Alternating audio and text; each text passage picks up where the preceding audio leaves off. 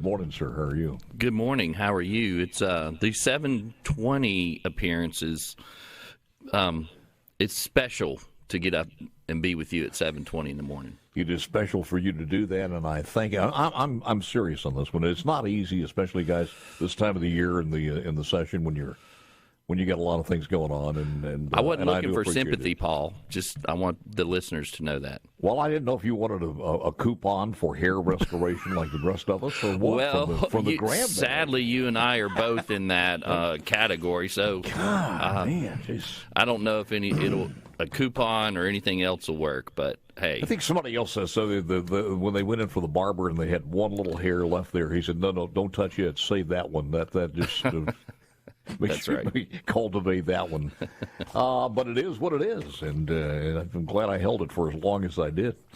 A lot of things happened yesterday. I mentioned Here Come the Judge. Let's talk about that one first off. And where is it? It's passed. Is that finally goes to the governor, or what's the status of this now? Are you talking about House Bill 1020? That's it. Yeah. So the judges for the Capital District. I'm sorry.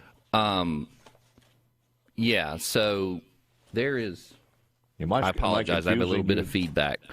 So the Perez, bill. Are you still getting it? The feedback? Not now. Okay, go. Yeah, actually, I am. Sorry, I apologize. It may be Perez. I don't think it's me. So, okay. Perez, anything that you can do, I appreciate it, sir. I'll continue. Yeah, so the bill passed the Senate, and I know it's being referred to as the judge's bill, and that's, I guess, in a good way, because when it came from the House, and I'm not casting any aspersions by any means, because from day one this has been an attempt to help Jackson. But there were some issues, and this is the process. And so it's referred to as the judge's bill because for the last 2 years, the legislature has been funding temporary special judges to address the backlog and the crime cases in Jackson. And so the Senate and the Judiciary Aid Committee, when we received the bill, we amended it, and then we brought it to the floor yesterday, amended it further after quite a few discussions with stakeholders from across really Jackson and other places. And so it passed overwhelmingly yesterday, and there was, because of the cost, and one of the cost things that we're trying to get a handle on is related to body cameras on Capitol Police, as well as cameras in vehicles in Capitol Police, which is going to cost millions of dollars. But as I told the Senate yesterday, the state is stepping up and providing these resources to the tune of these millions of dollars. And so Chairman Hobson, Appropriations, and I worked with him. We put a reverse repealer in it, so it will go to the House, and then we'll get some work, and then we'll come out. And I saw Chairman Lamar talk yesterday, and I've had conversations with him briefly, and we would like to get it to the full bodies sooner rather than later. Yeah, you know what their problems may be as far as the House, you mean? Any changes they might make on this one that they have some problems with? Honestly, Paul, I think we have probably as good a bill as you can get. Just ironed it out. We've ironed it out, and Representative Lamar knows that. They certainly have some other position, and what they sent us was like the expanded capital complex district. We took that out, but that may be something they're looking at. But we extended the capital expanded area out. Or? Yeah. So just to give a little summary, when the House sent it to us, they expanded the Capital Complex Improvement District to a certain part in Jackson. Now, the CCID, as we call it, was set up a number of years ago to address stuff that was going on, and particularly around the downtown area, around Capitol and the state buildings and things like that. They expanded that. It got a lot of pushback, to be quite honest. The national media, I think, was ridiculous. Are ridiculous. They didn't even read the bill. They just want to have their own agenda. And you'd expect it. Does it go all the way to county line again, or was that compressed? So they had, in short, that's what it was Northeast Jackson. Yeah. So then when it came to the Senate, we took that out for various reasons. And then what we said is that the Capitol Police jurisdiction will extend throughout the whole city of Jackson, whereas their jurisdiction was only extending to the CCID. And so where the House is on that, we'll see. We'll have discussions, I'm sure. But I know this. Let me say this, Paul. Is that going to cause a $7 million cost to the taxpayers across the state? Well, look, there is money that's being laid out here. Okay. And yes, as I said to the Senate, it's the capital. This is the state capital. We live in Jackson. I understand that. I understand for cameras and everything else that's necessary. I guess what I'm saying is, when you guys compress the area a little bit, in that area that you guys are now presenting, the cost is going to be about $7 million, to which I understand there might be some grant money for that. Yeah, so yes, it can get complicated, but and that $7 million that I mentioned was for the police cameras and the body cameras and the vehicle cameras. That's just a working number of around $7 million. Not additional officers. No, the plan is to have additional officers. If we are going to extend the boundaries of the Capitol Police to the full city, then we are going to have to fund their officers. And this is an important distinction. And talking to a lot of people in Jackson, I don't think they understand this, and I'm not sure where it comes from. But the Capitol Police are a state arm, okay? Jackson PD are an arm of the city. I literally know of absolutely no municipal law enforcement agency that receives direct funding from the state legislature. In fact, there's nobody. And one of the things that we are put forward in this bill is money and positions for public defenders in Hinds County. And having been a prosecutor, they are necessary to move the cases along. But we are paying for it in this bill through the legislature, and no other place has that. And I think people need to realize that the legislature is stepping forward, but to try to get Jackson in a place that we can all be proud of. And to be honest, the headline isn't that we're the murder capital, the city's the murder capital of the country. I think, and I have to ask you this question: would the things that you gave away or you came back and redid in this bill, does that weaken the overall objective as to solve the situation? In other words, is it as tough as it needs to be as far as the judges? Because I think one of the things you guys will create 5 temporary appointed judge positions within the Hinds County Court system, also expand the jurisdiction, the state-ran Capitol Police to include all of Jackson. We understand that. But do you feel like this is going to be as good a bill as you guys originally wrote? Well, first of all, the House originally wrote the bill, okay? And I will tell you that the way the bill came from the House, it was not going to pass the Senate. And, in fact, we were under tremendous pressure to kill the bill, okay? But as I've said on social media and others, doing nothing is not an option. And so what the Senate did was address the bill, work the bill, spent time on the bill, meeting with folks, and got us something that we can actually get there. So to answer your question, I think the bill that is out there right now that we've sent is the best bill that we can hope for. Because I can tell you, Paul, there are people, let me say this, the majority of people in Jackson, and I'm talking a significant majority, support what we're doing. And by the way, not every Jackson member voted against the bill. Senator Walter Michel, who represents Jackson, he voted for it, and his constituents have been very vocal. They want something done. So this is a bill, I think the bill that we have is the best we could have, because the bill, as it came from the House, it was not going to pass. What's the Black Caucus asking for? I think Senator Horn said, it's a better bill, but it's still a snake. So I guess it was a rattlesnake, and now it's a rat snake. That's his perspective. That being said, as I said from the Senate, the Jackson delegation, including the Black Caucus members, have been informed of everything that's going on. They've even weighed in. We even put what's called the Barnett Amendment, Senator Juan Barnett, which is by the way, the vehicle cameras things we've been talking about. Yep. So we have engaged in the process to get something that the state can help Jackson, and we're willing to do it. And all right. I know we're up on our break, but I wanted to mention something about that at the return. We'll do when we come back. We'll do that. So it's in the House, and it's up to the House now, and we will see what happens with on that one. All right, back with Brice Wiggins, Senator Wiggins, and Mr. Chairman of Judd A. You wanted to add an addendum to that story as far as the bill? Yeah, just two things, Paul, and thank you very much. One is, I think it is important to recognize that this bill has been part of a bigger plan, which was, you remember, we announced certainly from the Senate with Lieutenant Governor Hoseman, increase on penalties for carjacking, for things like that. So we are attempting to address the issue going on in Jackson. And we as Republicans are in the majority, and we have a supermajority, and we are governing. And when you govern, you have to make decisions, and you have to you cannot sit by, and so we're doing that. Second, I've said this when it's related to the Jackson situation. You know, I'm from the Gulf Coast. We were devastated by Hurricane Katrina. I will sit here and tell you we would not have gotten back without help from our partners in the state and the feds. And look, Jackson is in need of help.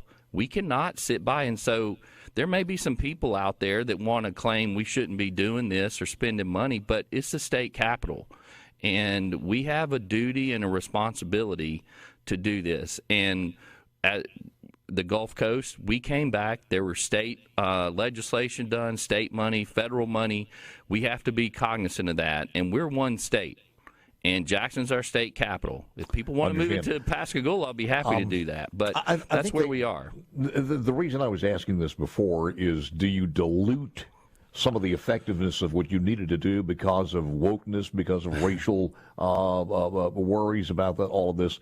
And I don't think anybody wants that. If you put together a plan, you say this is the thing that's going to cure this, and then you got to go back and dilute it to make sure you're making everybody happy. Hopefully, you'll find in this juxtaposition something in between that works. And that right there, you hit the nail on the head. And let me say this. There was no caving in or catering to wokeness. I will tell you, it was ridiculous what the comments were coming out of the House. But you know what? It goes back to what is the words on the page in the bill, and national media and certain, a lot of activists don't want to read the words on the page in the bill. They want to use their own agenda to move things as they see fit. I got so much more that I want to cover. Only one other thing, and I'll do this a little bit later, but Hennepin spoke yesterday, and he told the Jackson people he was appointed by the federal judge to fix the Jackson water system.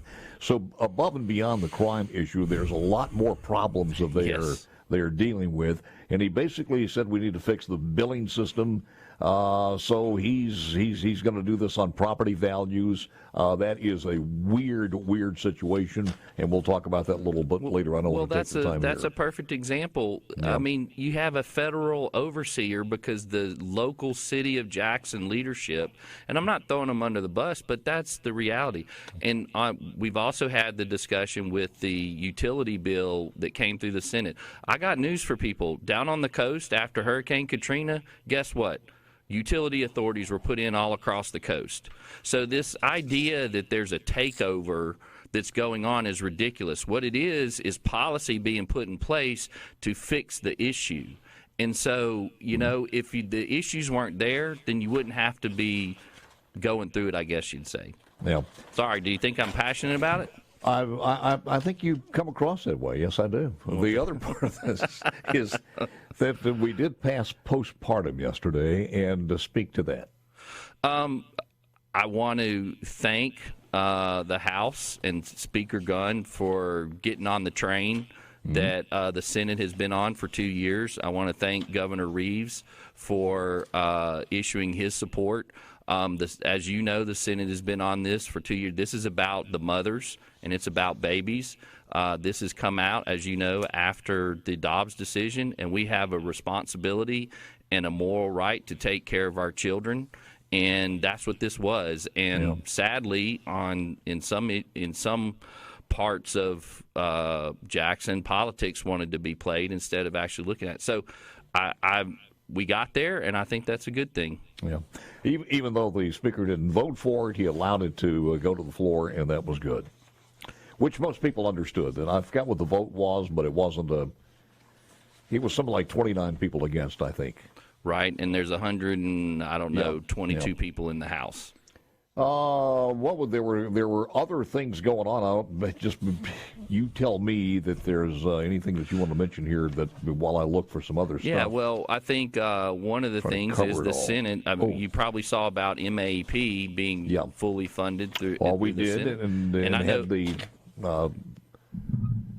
report that the chances are not that good. Jason White was on with me yesterday and said that he didn't think that the House would have time to consider that. Yeah, I saw that, and look, that happens, and it's an attempt, and I commend the Senator DeBar, Chairman DeBar, and Lieutenant Governor Hoseman for putting that out there. We'll see. Education is, as you know, is extremely important. So that's a good thing. Let me ask you. We'll see where the process takes it. Do you know how much money has been overflowed from lottery and the $80 million? Do you have any idea where that money is, and has it been used, and how has it been used? Yeah, and my numbers may be a little old. I haven't gotten the most recent update, but I'll put it this way: when we set the lottery out, which was the first $80 million was to go to roads and bridges. Mm-hmm. The first year, it well exceeded the $80 million. I think it got to 120. And with the legislation that we did, we said anything above $80 million is to go to education. And every year for the last 3 years, that's been the case.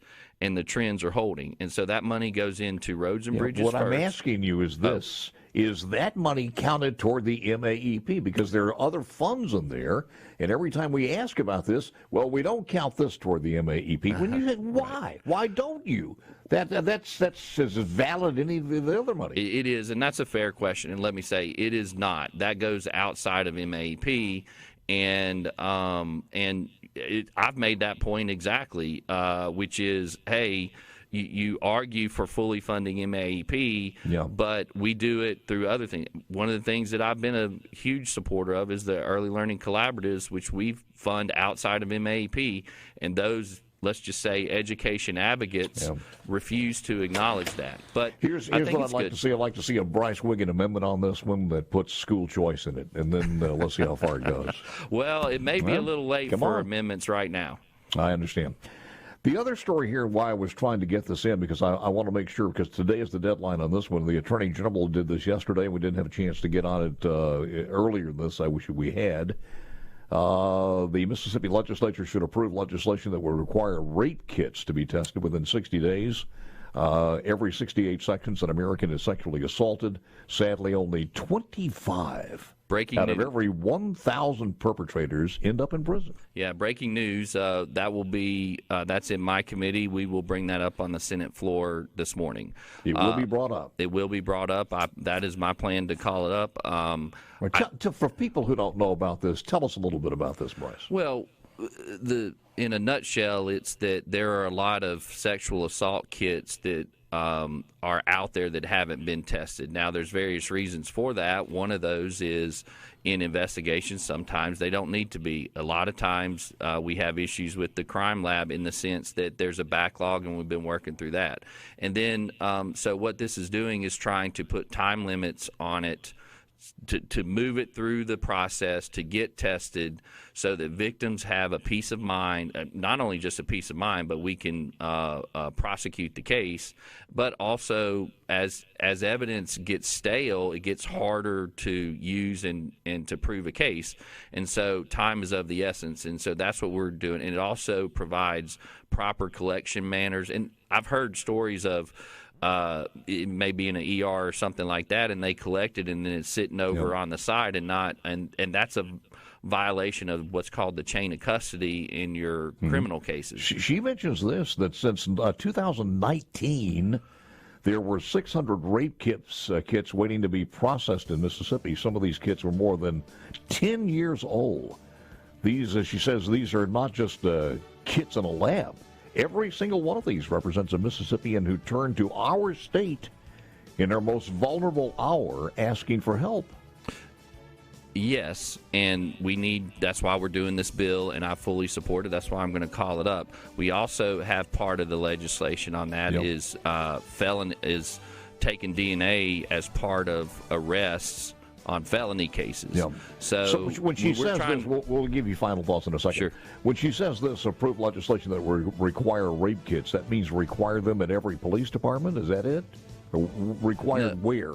Well, in the bill is a task force that's set up, and it directs the task force to work with the various entities to make those decisions. I got you. Back with final thoughts coming to the legislature, because the deadline is today to take up the legislation that will require rape kits to be tested within 60 days, because now she says there are some 600, as a matter of fact, that have been sitting there since 2019 for 10 years and not moving forward. And the chairman of Jut A just told us in the Senate, Brice Wiggins, that you're going to take that up to date. Anything else on that one?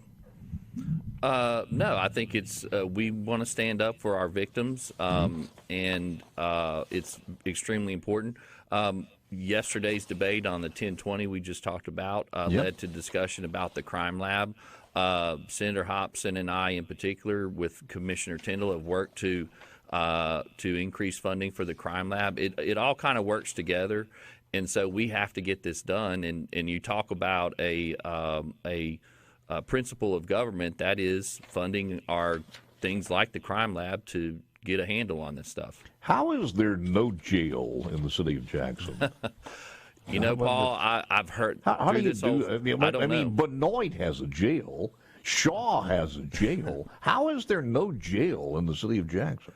I don't know, and my understanding is usually jails are controlled by the sheriff or the county. That being said, what we're talking about on a big picture is just how things have been run. And look, that is a decades-long result. It's not just one person.